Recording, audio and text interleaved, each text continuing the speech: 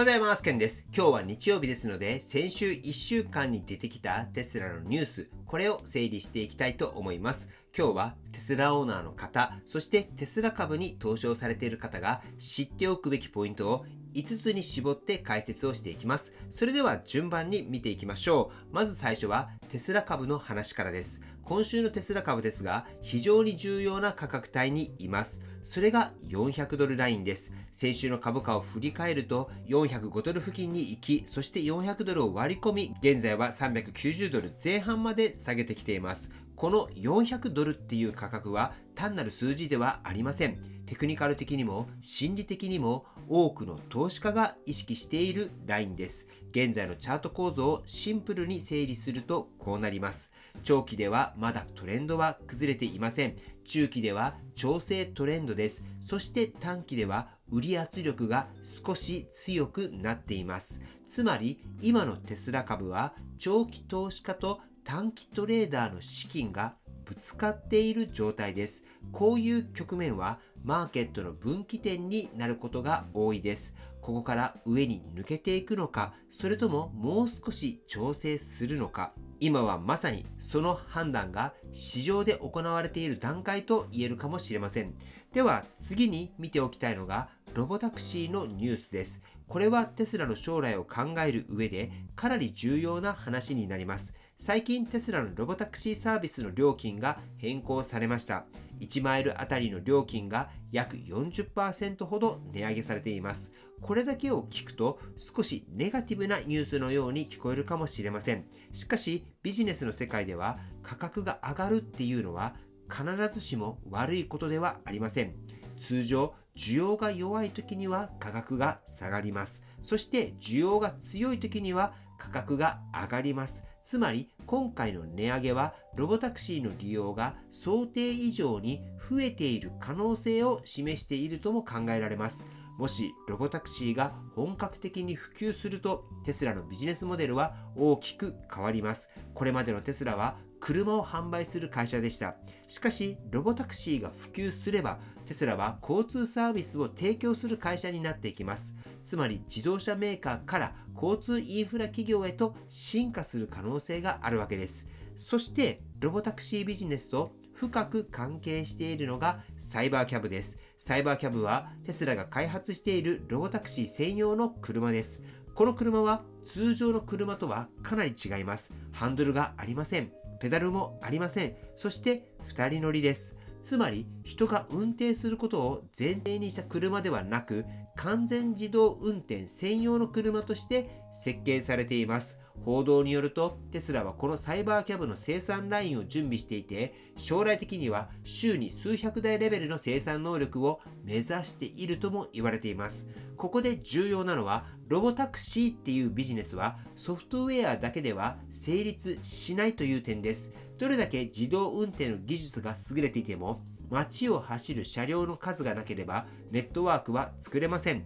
つまりサイバーキャブの量産っていうのはロボタクシーの実験ではなくってロボタクシーのインフラを作る段階に入っている可能性を示しているわけです。では次に見ていきたいのが AI の話です。これは今回のニュースの中でも個人的にはかなり面白いポイントだと思っています。イーロン・マスクさんは最近これからテスラ社は AI コンピューターになると発言しました。どういう意味かというと、車がただの移動手段ではなく AI の計算を行うコンピューターとしても機能する可能性があるということです。ここで関係してくるのがデジタルオプティマスという AI プロジェクトです。この AI の仕組みは少し面白い構造になっています。まず Grok っていう AI があります。これは世界の情報を理解して判断する AI です。そしてもう一つがデジタルオプティマスです。こちらは実際にコンピューターを操作して仕事を行う AI です。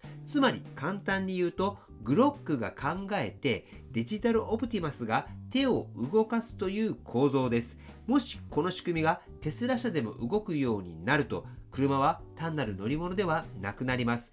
例えば車が駐車している時間、夜ガレージに止まっている時間、充電している時間、そういった時間に車が AI の計算を行う可能性があるというわけになります。もしこのモデルが実現すると、テスラのビジネスは今とはかなり違う形になるかもしれません。車を売る会社から AI インフラを持つ会社へ、そんな未来も少しずつ見えてきています。そしてもう一つ見ておきたいのがエネルギー事業です。テスラはイギリスで電力供給のライセンスを取得しました。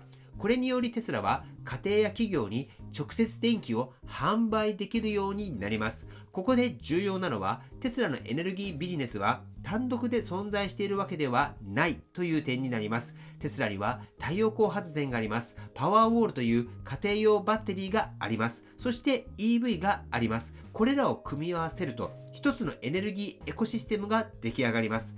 例えば昼間に太陽光で発電して、その電気をパワーウォールに蓄えます。夜はその電気で EV を充電する。さらに電力価格が高い時間帯には電気を電力網に売るっていうこともできます。こういった仕組みが広がれば、家庭そのものが小さな発電所のように機能する可能性があります。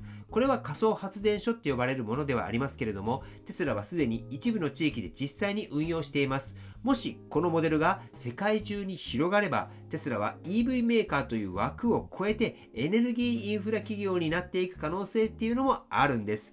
では最後に今回のニュースをまとめていきましょう。この1週間のニュースを整理すると、テスラは4つの巨大な市場を同時に狙っているように見えます。EV、ロボタクシー、AI、エネルギー、これらは一見すると別々の事業に見えます。しかし実は全て一つのエコシステムとしてつながり始めているんです。モビリティ、AI、エネルギー、そして将来的にはロボット、こうした分野を組み合わせながら、テスラは新しいタイプのテクノロジー企業へと進化しているのかもしれません。もちろん全てがすぐに実現するわけではありません。しかしイーロン・マスクさんの発言っていうのは時々かなり先の未来を示していることがあります。今回のニュースもテスラの未来を考える上で一つのヒントになるかもしれません。皆さんは今回のニュースどう感じられましたか？テスラはこれからどこまで進化していくと思いますか？ぜひコメントで皆さんの意見を教えていただければと思います。はい、ということで本日の内容は以上です。今回の動画が参考になったと思われたら高評価をよろしくお願いします。僕の YouTube は毎日発信しています。僕の YouTube をご覧になってもらえばテスラの情報はほとんど網羅すると思いますので、チャンネル登録がまだな方はチャンネル登録の方をよろしくお願いいたします。はい、ではそれでも今日も最後までご視聴していただきありがとうございます。テスラのある生活を楽しんでいきましょう。ではまた。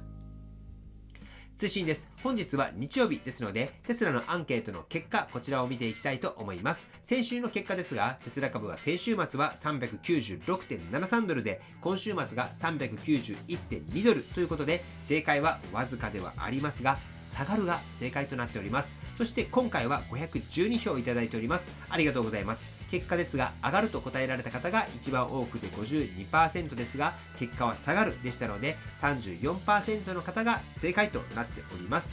では次にコメントをしてくれた方の結果を見ていきたいと思います。コメントですが、7名の方が正解となっております。そしてそれに伴い4週連続正解者が3名出ました。おめでとうございます。4週連続正解された方、僕の LINE の方に直接連絡の方よろしくお願いいたします。カークリーナーをプレゼントしたいと思います。そしてこちらのアンケートですけれども、今言いましたけれども、4週連続正解された方には社内で使えるカークリーナーをプレゼントしております。もしかしたら今回の3名で在庫がなくなるかもしれませんけれども、そしたらまた別の商品をねプレゼントしていきたいなと思っていますので、ぜひ皆さん参加の方されてみてください。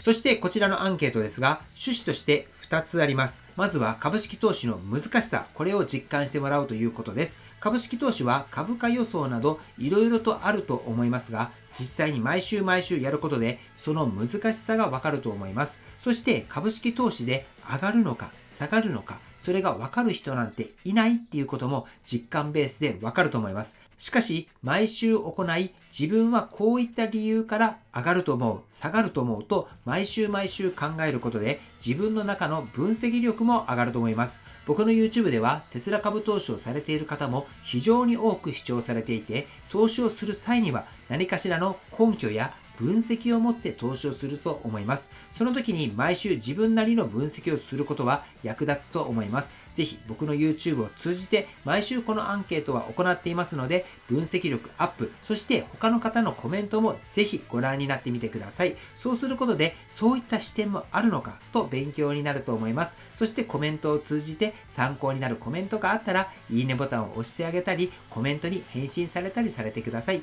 そしてコメント欄を通じて、ご自身の株式投資の勉強の場として活用してもらえればと思います。ということで、本日もアンケートしますので、ぜひゲーム感覚でも大丈夫ですので参加されてください。きっとご自身のレベルアップにもつながると思います。締め切りは明日までです。はい。ということで本日も最後までご視聴していただきありがとうございます。素敵な一日をお過ごしください。ではまた。